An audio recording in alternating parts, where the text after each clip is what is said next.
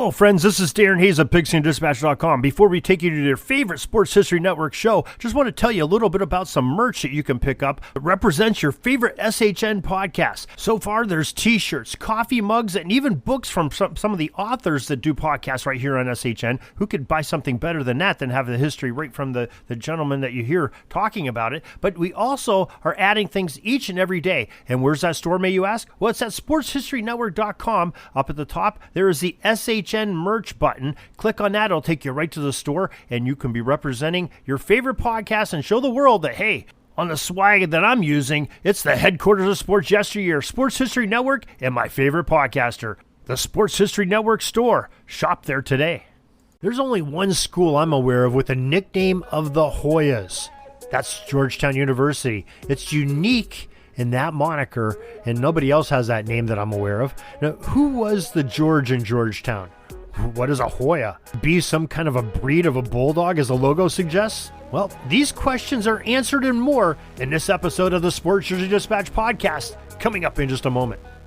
Hey, this is Darren Hayes. You've probably heard me on the Pigskin Daily History Dispatch. Well, welcome to my journey of learning more about sports history, and we're going to do it by learning about the great athletes and the uniforms that they wore, as they both tell a lot about the games that we love and have watched so much throughout most of our lives. These are the chronicles I'm going to share with you on what I've learned through my journey in the Sports Jersey Dispatch. Hello, my friends of sports history. This is Darren Hayes of the Sports Jersey Dispatch podcast. Welcome once again to the Pig Pen, your portal to all things great in sports history, and welcome to another edition of answering some of the origin stories of some nicknames, teams, and schools. And we have a little bit of all of that today as we talk about the Georgetown Hoyas and answer some questions that we had up there at the top in the intro. Before we get to that, though, let's make sure that you are aware of how to collect all of the stories that we have coming out, our podcasts, our articles in the Pig Pen, which is Pigskin Dispatch, Jersey Dispatch, Yesteryear Hub, and Orville Mulligan Sportswriter.com. It comes out in one place each and every day, 7 days a week, 365 days a year at 6:30 a.m.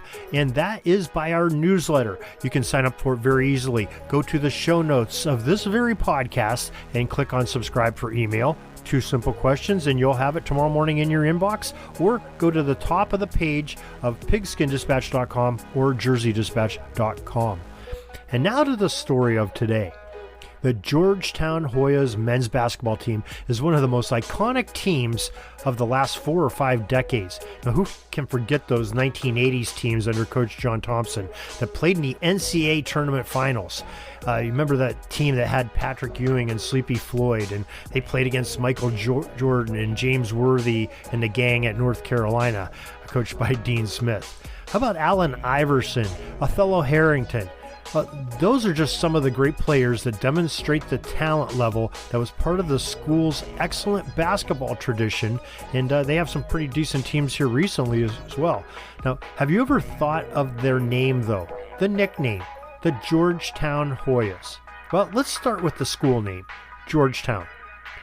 A very novice first thought, and one that comes to my mind at first before I researched, would be that since the school's location is in the heart of Washington, D.C., the George portion referenced would be in reference to President George Washington himself.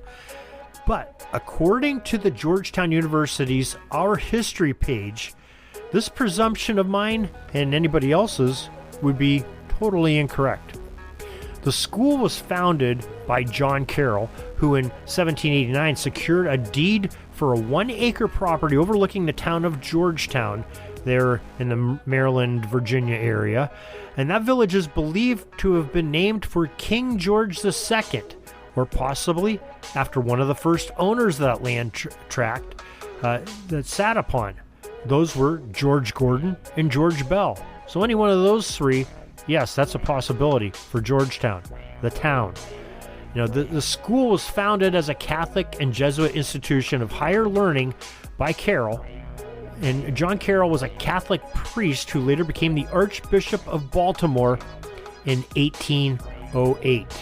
So The school Georgetown was built in the village of Georgetown, or overlooking the village of Georgetown, later became Washington, D.C., and the enrollment grew at the school after classes started in 1792 for many decades.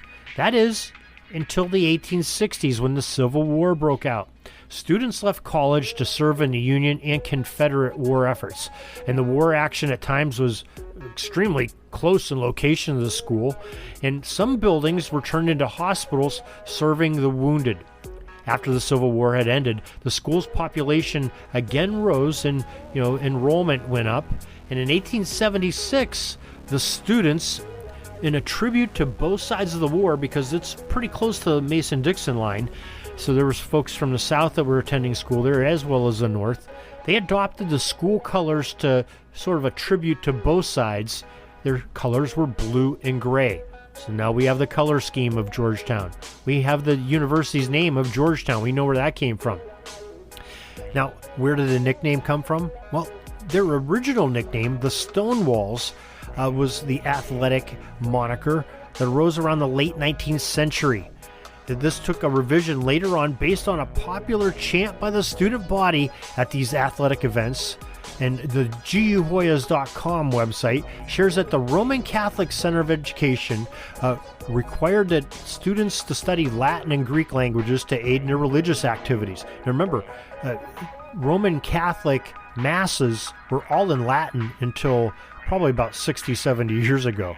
So at some point, students would cry a cheer at the game that was Hoya Saxa. Translated means, what rocks? Now, sounds great to be at a modern-day rock concert. It's hard to believe that back 100 some years ago that they were saying what rocks, but I guess it was a pretty popular term back then as well. The cheer phrase was so popular that it became deeply rooted in the tradition of Georgetown sports, and eventually the university adopted Hoyas as the official sports nickname. Now, that's pretty interesting in itself. Okay, so where does the bulldog emblem on their logo come from? Well, the mascot of Georgetown has an interesting story of its own. Originally, it was a terrier breed dog named Stubby. Old Stubby was famous for spending 18 months on the European front with American soldiers during World War I. And he wasn't just there to be a pet of the company. This canine ended up being a true war hero, having located wounded soldiers after battle, saving the troops from surprise mustard gas attacks, and even one time, get this, catching an enemy spy with a little bite on the behind, and figured out that there was somebody in there that doesn't belong to that trench. Now, the soldiers were so indebted to this animal, as he saved their hind ends more than a few times, that they shared stories of Stubby to folks back home. And the legend of Stubby the Terrier spread throughout conversations and newspapers around the country back home. After the dog hero was honored further by being adopted by Georgetown and became the school mascot, going to football games. Now, after Stubby's demise, another terrier took his place, and he was aptly named Hoya. Now, Hoya's master was the Reverend Vincent McDonough, S.J. moderator of athletics. As the chief guy in charge of sports at the school, McDonough would bring up the pup to events, in particular the football games at Georgetown in the 1920s and 30s. Yeah, I know you're a little bit surprised, but the university once had a pretty top-notch football program too. Now, after Hoya came the Great Dane named Butch during the 1940s. However, in 1951, the institution suspended its football program, and that live mascot faded away from the scene at Georgetown events as well. Football being an outdoor sport's perfect for a live mascot. Hard to take one into a basketball game or a wrestling match or any other event that's inside. So, the live mascots are pretty much reserved for the outdoor games of football. And in 1962, a new breed of canine, a bulldog named Jack, became the symbol of school spirit, and he garnered its way as the emblematic logo of Georgetown University sports. Now you can picture that logo. It's a bulldog's body and head with a blue cap with a G on it for Georgetown on his head, sort of a baseball cap like, and it's pretty iconic as an emblem and a logo. People know what it stands for, and that's what a logo is all about. It represents the school or the team that it is there for quite well. And I think we recognize that today. So that's the story of the Georgetown Hoyas, their nickname, their moniker, their school name, and their logo. Hope you enjoyed this little bit of history. Hope it cleared up a few questions. I know it did for me in my research. Kind of an interesting story all the way around. And we do this a lot, and we hope you'll join us next time for some more great sports history here on the Sports Jersey Dispatch podcast. Until next time, everybody, have a great sports history day. We're dribbling around and see the shot clock's almost out, so we got to put up our shot and come back tomorrow for some more great sports history. We invite you to check out our websites, jerseydispatch.com and pigskindispatch.com. Not only see the daily sports history, but to experience the preservation of great events and people that play the games. Find us on Pigskin Dispatch. It's also on social media outlets of Facebook, Twitter, Instagram, and don't forget the Pigskin Dispatch YouTube channel to get all your daily sports history. Pigskin Dispatch is happy to be associated with the Sports History Network, the sports headquarters of yesteryear, found at sportshistorynetwork.com. This podcast is part of the Sports History Network, your headquarters for the yesteryear of your favorite sport. You can learn more at sportshistorynetwork.com.